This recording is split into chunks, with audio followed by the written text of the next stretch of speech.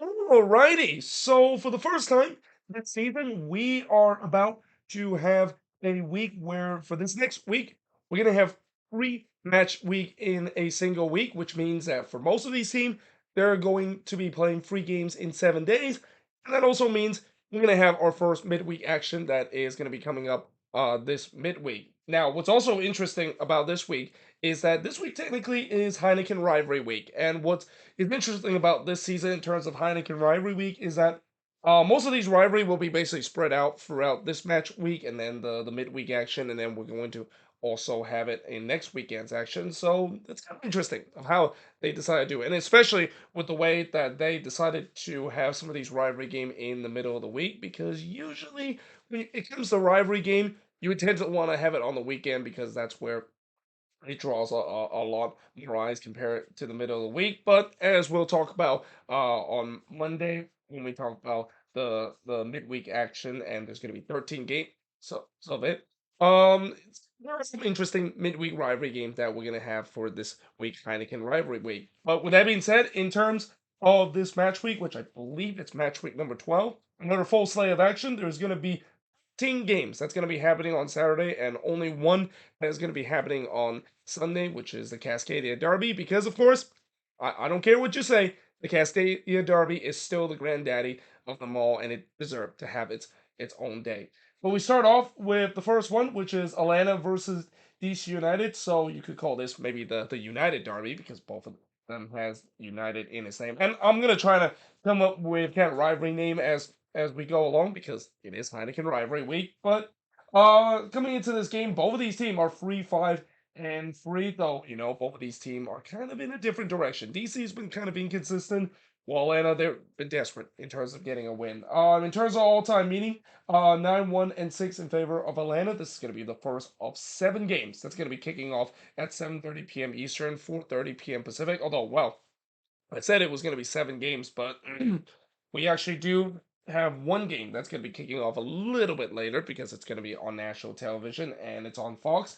But in terms of the last 5 head-to-head matchup, it was a 1-1 draw between both of these teams. A 3-1 win that Atlanta has against DC, a 3-2 win that Atlanta has against DC, a 1-0 road win for Atlanta over DC, and then Atlanta winning 3-2 against DC United. So yeah, this should be an interesting kind of matchup, especially for Atlanta, who they desperately need to win. I mean, they have been dropping a lot of points in the last couple of games, especially at home.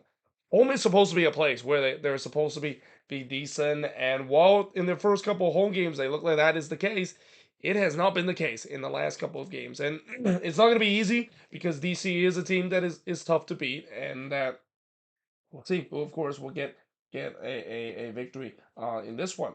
Now, moving on, we got Charlotte versus Nashville SC. So you could kind of say this is a southeastern derby, some sort. I mean, I feel like eventually they're gonna have to make that southeastern kind of cup between Charlotte, Nashville, and Atlanta United because it only makes sense because they're in the same region, or you could call it the Southern Cup. That is. But in terms of Charlotte record, 4-2-5, while Nashville is 2-5-3. They got a much needed win in the last game against Montreal. In the all-time meeting, 2-1-1 in favor of Nashville, and in the last 4 head-to-head meeting, Nashville won the last meeting 2-1 over Charlotte, and that was also, or actually, it was then a 1-1 draw between both of these teams. I almost said that was the only win that Nashville had against Charlotte. It turned out Nashville also did get a 2-1 win against Charlotte FC. And also, by the way, if you can tell, my voice, it's still not 100% helping, and I'm kind of battling a bit of allergy, so that's why I have this paper next to my nose. The allergy season, of course, that is. And then Charlotte, of course, winning 4-1 against Nashville SC in their first ever meeting, and that is still the only time when Charlotte FC, of course, get a win against Nashville, and we'll see whether or not if they can do it for the second time because again, Nashville hasn't had a good season. The last game against Montreal, obviously, that was an encouragement, but we said the same thing about Seattle when they thrashed Montreal. So yeah, it'll be interesting to see whether they can keep it up, especially against a Charlotte team that has been very good this season on the defensive end.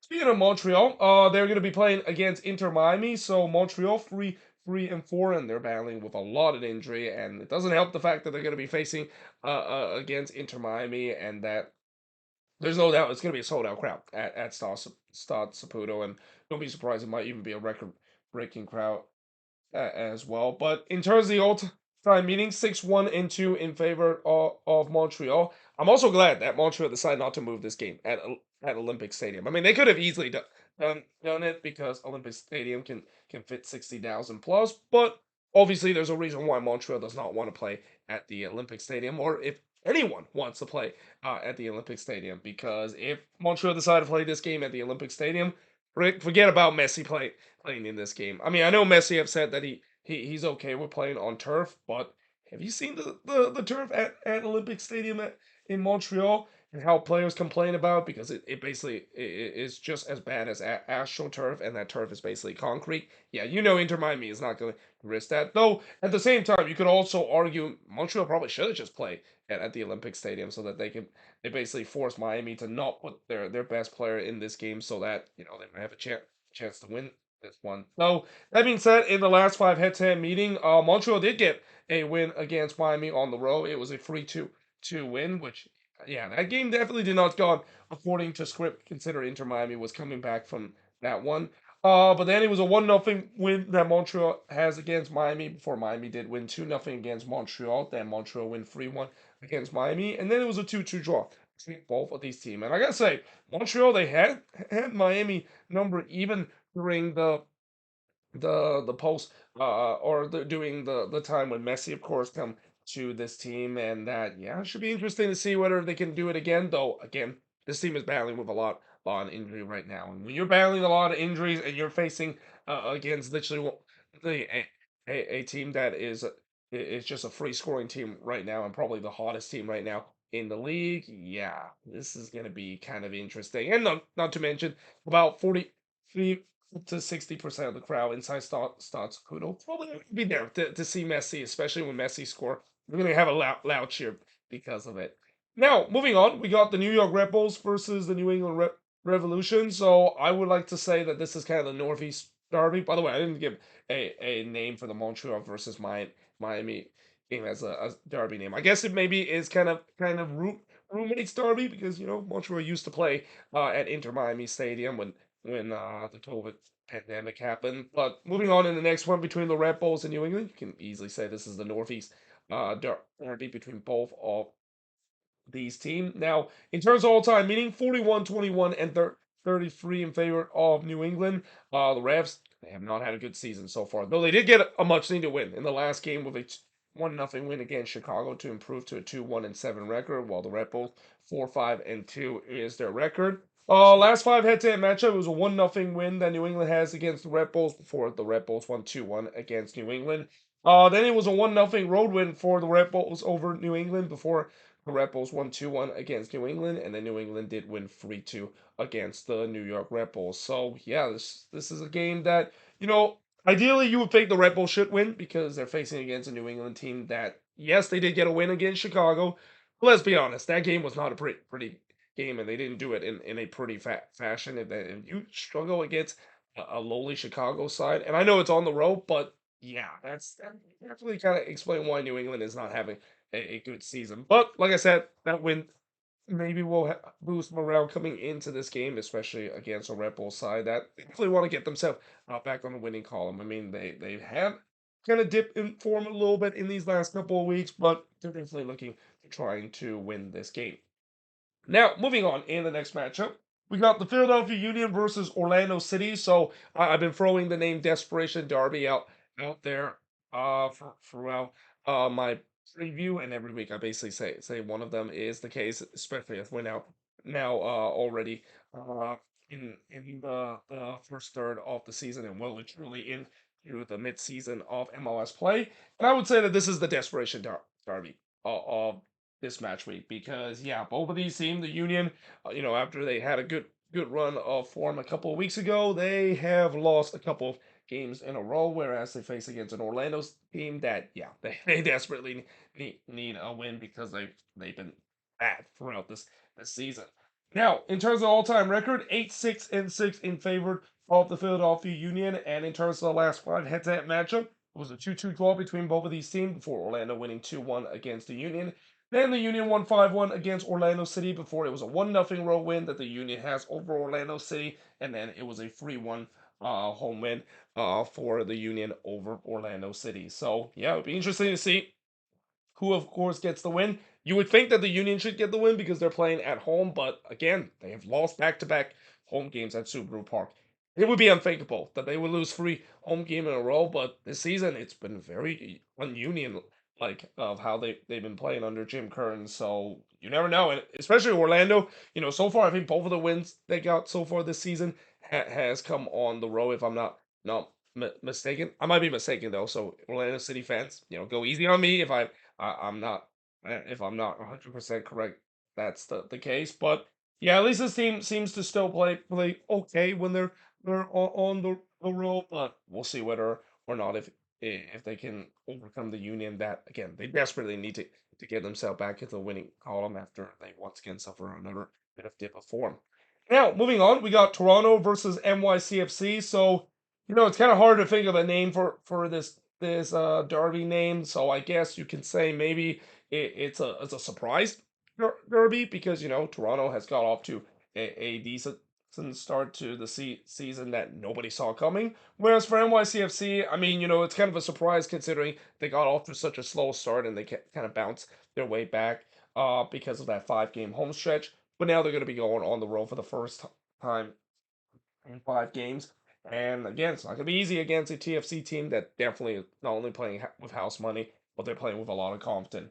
So TFC with a 6-1-4 record, while NYCFC 4-2-5 is the record. 10-7-9 in favor of NYCFC in terms of the all-time meeting. And in the last 5 head-to-head matchup, it was a 2-1 win that NYCFC had against Toronto before a 3-0 NYCFC win over Toronto. Then it was a 1-0 Toronto win over NYCFC before it was a thrilling 9-goal thriller between both of these teams where NYCFC won 5-4 and then Toronto won 2-1 against NYCFC. I do apologize the fact that I'm doing this because again I'm battling pretty bad allergy as we speak right now. But yeah, again, should be an interesting game. Again, Toronto, they're playing so well right now under John Herman. And a part of that is that it seems like they're going back to the way they were before, where what made them so successful early this season is that they don't play the prettiest soccer, but they play some compact kind of soccer that gets them enough over the line to get all 3 points. And we'll see whether or not if they can do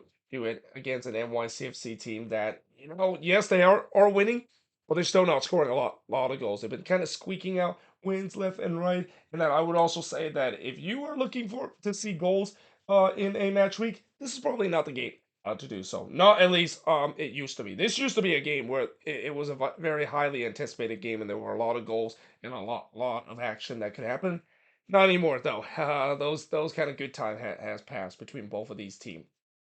Now, moving on in the next matchup. So this is a matchup that I'm pretty sure everybody is looking forward to besides the Cascadia Derby. It's the Hell is Real Derby between Columbus versus FC Cincinnati. Also, the rematch of the Eastern Conference Final. Now, this game is going to be on national television because, obviously Fox is not going to pass their chance in the Hell is Real Derby, especially it's a rematch of the Eastern Conference Finals for last season.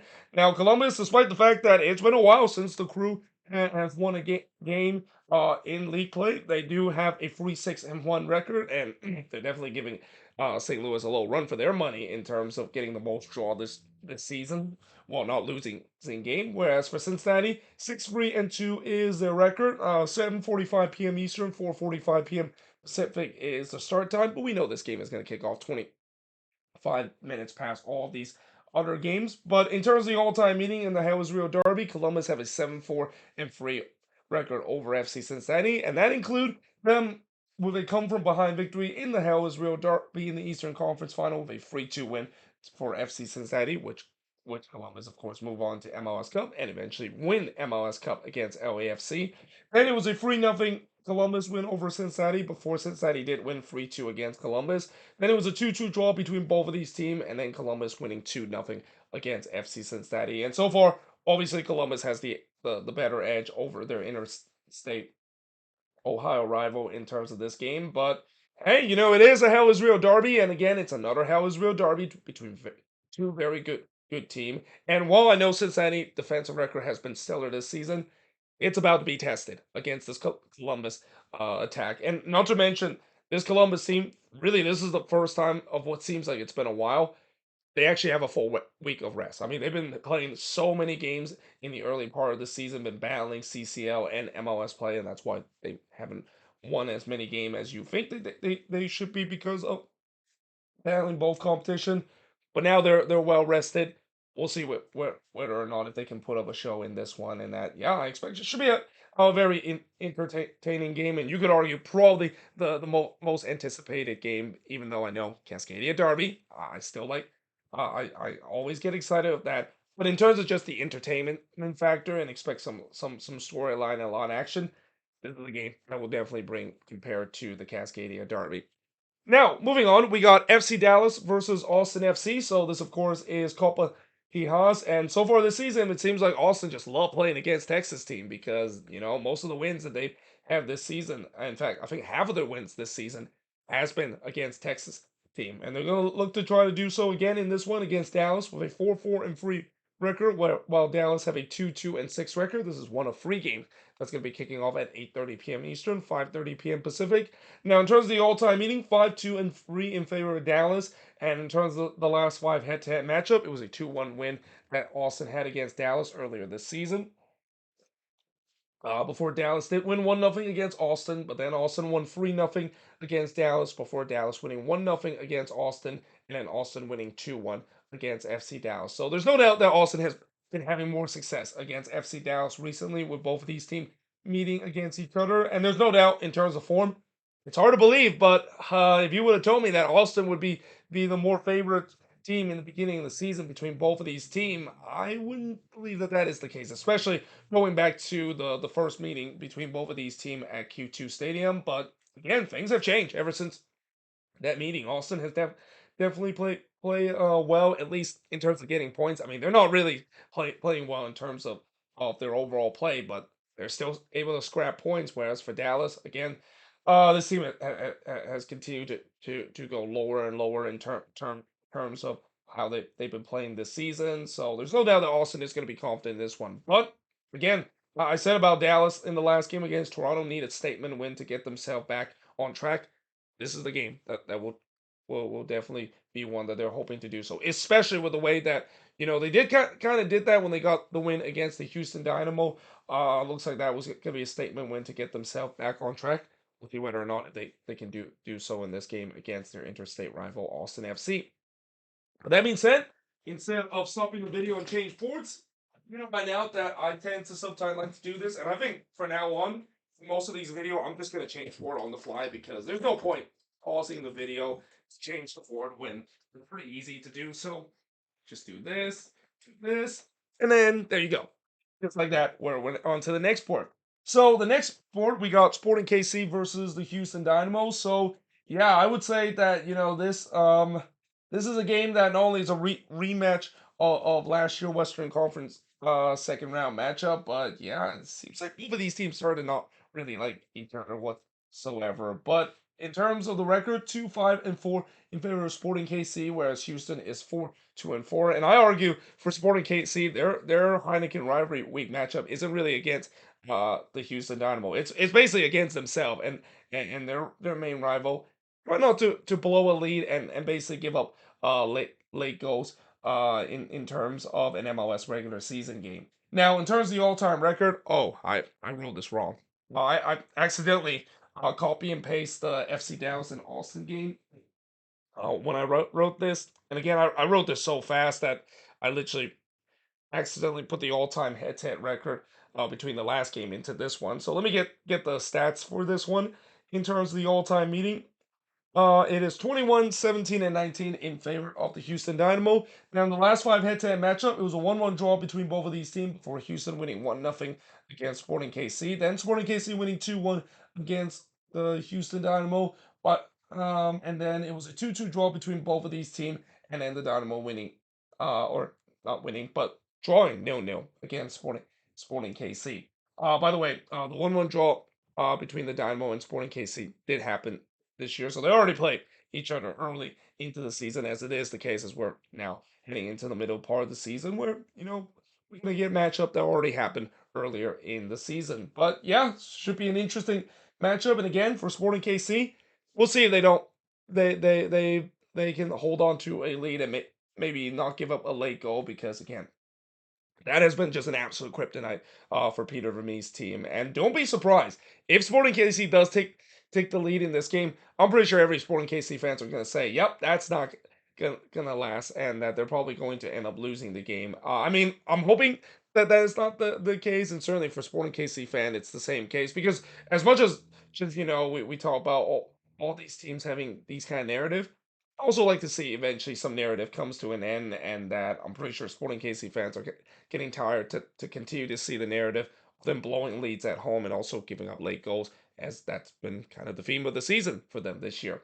Now, moving on, we got St. Louis versus the Chicago Fire, and I argue this could also be a rivalry itself, even though I know both of these teams don't play in the same conference. But when you look at other sports, I mean, baseball, Cardinals versus Cubs, hockey, Blues versus Blackhawks, those are real rivalry, and it seems like St. Louis and Chicago always tends to have a bigger rivalry where, compared to St. Louis and Kansas City. I mean, St. Louis, Kansas City does have that rivalry as well, but again, in terms of just the general sports thing, St. Louis and Chicago always tends to have that bigger rivalry. But in terms of the record for St. Louis, well, they're the draw kings of MLS so far. 2-7-1 is their record, whereas for Chicago, 2-4-5. And in terms of the all-time record, well, Chicago has won both of them last season with a 2-0 record, and that included a 1-0 win against St. Louis in their first ever meeting in league play, and then in the first ever meeting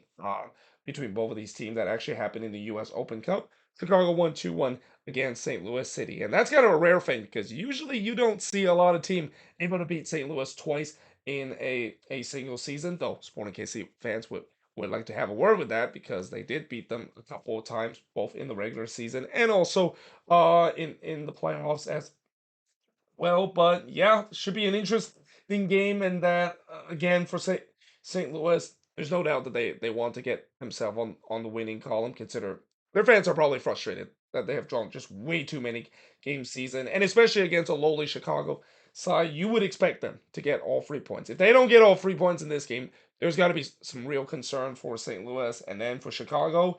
I mean, we're getting close to the summertime, so this is if narrative continue with the Chicago Fire and the cycle of the Chicago Fire, it usually is around this time when they start to get hot, and then there's that false belief that they can get themselves into playoff contention, and we'll see whether or not that is the case, at least coming into this game. Now, moving on, we got the Colorado Rapids versus the San Jose Earthquakes. So, I mean, a rivalry name for this, I guess it's a rivalry between two teams that used to be the worst team in the league. Or actually, the real rivalry name of this is the battle between two of the worst owner. I mean, Colorado obviously owned by Stan Kroenke, one of the most hated owner in the world. Although, the thing about Stan Kroenke, even though he's hated, most of the team that he's been owning has had a lot of success recently. Just not the Colorado Rapids that is. Whereas for the Quakes, yeah, I mean we all know that John Fisher is the most hated owner right now in MLS. Though Joey Saputo would definitely want to have a word with that, and especially trying to challenge that title right now, alongside with Anthony Precott as well. But this is the only game that starts at 9:30 p.m. Eastern, 6:30 p.m. Pacific. Colorado 5-3-3 is their record, whereas the Quakes they did get a much-needed win against LAFC to just improve their already miserable record of 2-1-8. Now, in terms of the all-time meeting, 32, 19, and 27 in favor of the Quakes. This is one of the few times where the Quakes actually have a better all-time meeting over another MLS opposition. But yeah, the last game was not so great because the Quakes lost 3-0 against the Rapids at home, and that was arguably one of the worst performance the Quakes have ever play at home, and probably one of the best performance that the Rapids, of course, have played on the road. Though I argue the one against NYCFC is probably more impressive, considering NYCFC is definitely a better team compared to the Quakes playing on the road, and not to mention that game is playing at a baseball stadium. Then it was a 0-0 draw between both of these teams before the Quakes did win 1-0 against Colorado. Then Colorado won 2-1 against the Quakes before the Quakes did win 1-0 against the Rapids. It's also important to know that it's been a long time since the Quakes have been able to beat the Rapids. In fact, even during the bad year that the Rapids had, it doesn't matter if the Rapids are good or not. It always tends to either beat the Quakes or get a draw against the Quakes when they're playing at home. So something tells me that of course is the same case again. I mean, I know the Quakes have been playing much better, and they actually are getting wins too. I mean, they did get a win in the U.S. Open Cup over the Oakland Roots, and that it feels like things are starting to turn around a little bit, and not to mention even going back to the Nashville game when they got a draw on that one was their first this season. It seems like things are starting to turn around a little bit for the Quakes, but it's not going to be easy when they're playing against one of the better team and one of the hotter team right now.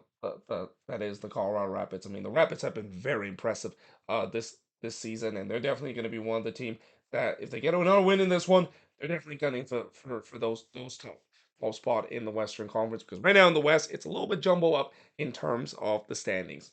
Now, moving on, we got the LA Galaxy versus RSL, and I argue this is what I call the entertainment derby because I think out of all these games that are not like interstate or regional rivalry, this is probably the more entertaining game because you got a Galaxy team that anytime when I mention a Galaxy game, there's going to be entertainment that is going to be they love to play that open brand of soccer, especially at times counter attack style soccer. They have, and also direct play soccer that they have under Greg Vanny this season. And RSL, they're a team that when they're on the road, they are arguably one of the best team in the league. I mean, I never thought I would say this a couple of years ago when RSL was a team that really struggled on the road, but ever since last season, them and Minnesota has been kind of the road warriors of MLS. So you gotta say something has to give in terms of these two early heavyweight facing off against each other in the Western Conference. But this is gonna start at 10:30 p.m. Eastern, 7:30 p.m. Pacific. This is one of two games that is going to be happening at this time. The other, of course, is their crosstown rival LAFC playing. But in terms of the all-time meaning, 24, 14, and 20 in favor of the Galaxy, and the last five head-to-head matchup. It was a 2-2 draw between both of these teams before the Galaxy did win 3-2 on the road against RSL. Then it was a 1-1 draw between both of these teams. Then RSL had a 1-0 win against the Galaxy, and then RSL had a 2-1 win on or not on the road, but at home against the LA Galaxy. And like I said, if you want entertainment, if you want goals, this is the game you should check out besides the Hell is Real Derby because something tells me this is going to be a very, very entertaining game and kind of a firework show kind of game because both of these teams has been very good this season, both on the attack and on the defensive end.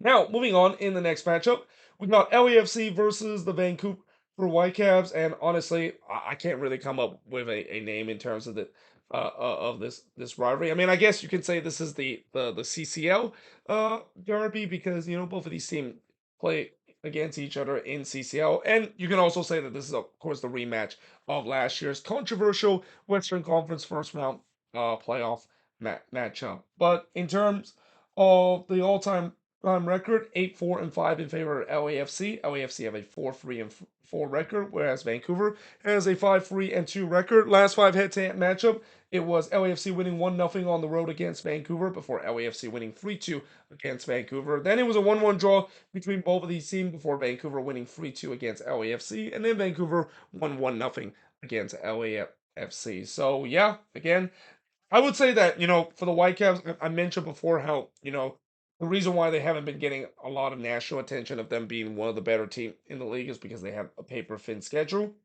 and they haven't had a lot of statement win. This would definitely be one. That could be the case. And I know, LAFC has been kind of up and down lately, but they're still very good this season at home. And it has always been the case. LAFC has always been a tough team to play when they're playing at BMO Stadium.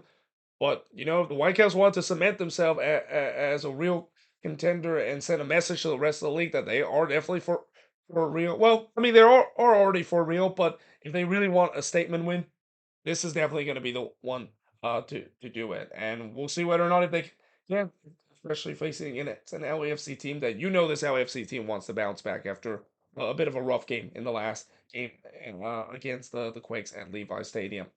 And last but certainly not least, It's the Cascadia Derby between the Portland Timbers and the Seattle Sounders. So I would say that this is also a desperation derby. I mean, I know on the Union versus Orlando is kind of a desperation derby with both of these teams needing a win, but this is kind of a desperation derby in a sense that both of these teams need wins badly. I mean, both of these teams have not had the season that they've been hoped for, and we said before where not only the Cascadia Derby, it's a derby between two teams that won that bragging rights in terms of the Cascadia region. But this is also a game where it can really use as a momentum boost in terms of future game itself. We've seen it before where the winner of this game usually get a huge momentum boost for the next couple of games. And I'm pretty sure both of these teams definitely want to have that coming out of this game. Now, both of these teams have a 2-4-5 record. This game is going to be starting at 4:45 p.m. Eastern, 1:45 p.m. Pacific, but we know this game is going to be kicking off at 1:55 p.m. local time and 4:55 p.m. Eastern, consider it's on Fox. All-time record, Portland still has the all-time record with a 19-10-16 record over Seattle, and this, of course, is MLS play. This doesn't include them going back to USL Day and even going all the way back to NASL days. But in terms of the last five head-to-head matchup, it was a 2-2 draw between both of these teams before it was a 0-0 draw between both of these teams. Then the Timbers won 4-1 against the Seattle Sounders before the Timbers winning 2-1 against Seattle. Then the Timbers won 3-0 on the road against the Sounders. In fact, the Timbers I think they have now had a 7-game unbeaten streak against the Seattle Sounders. The Seattle Sounders has had a lot of problem in this rivalry, and I can't believe I'm saying that because this used to be a rivalry that is very evenly matched. Lately, it hasn't been the case. It's been Portland, the one that been the more dominant side in this Cascadia rivalry. And judging by the fact that I know it's between two very struggling teams, but knowing that the Timbers, I feel like they've been playing at least a little bit better compared to where Seattle has been recently. You would maybe give the edge to the Timbers in this one. But that being said, again, that's just me thinking in terms of recent form. And we know that in a rivalry game, as the old saying goes, recent form doesn't really matter. And that I'm pretty sure both of these teams, again, they desperately need a win in this one. And also the previous narrative of the Cascadia Derby, at least from a couple of years, it's that it seems like road team always tends to get a win in this rivalry. So with Seattle being the road team, I think that maybe bodes well for them. But again, what doesn't bode well for them is that they haven't got a win against the Timbers in quite some time, and this will definitely be a time to do so. But that being said, the Timbers want to continue that dominant streak, especially of them snapping out of this long winless run that they have. They have right now one of the longest active winless run out of any team in MLS right now. But there you have it. That is pretty much it for the review or not the review, I'm sorry, the preview of all 14 of these games. And again, we're going to get some midweek action, and then we got another match week next Saturday that's going to feature more Heineken Rivalry week kind of games. But until then, let me know in the comments below what do you think of these games, and as always, let me know in the comments your prediction in terms of all these games. But yeah, hope you guys enjoyed this video. If you do, make sure you like, smash the subscribe button, and yeah, I of course will see you guys next time.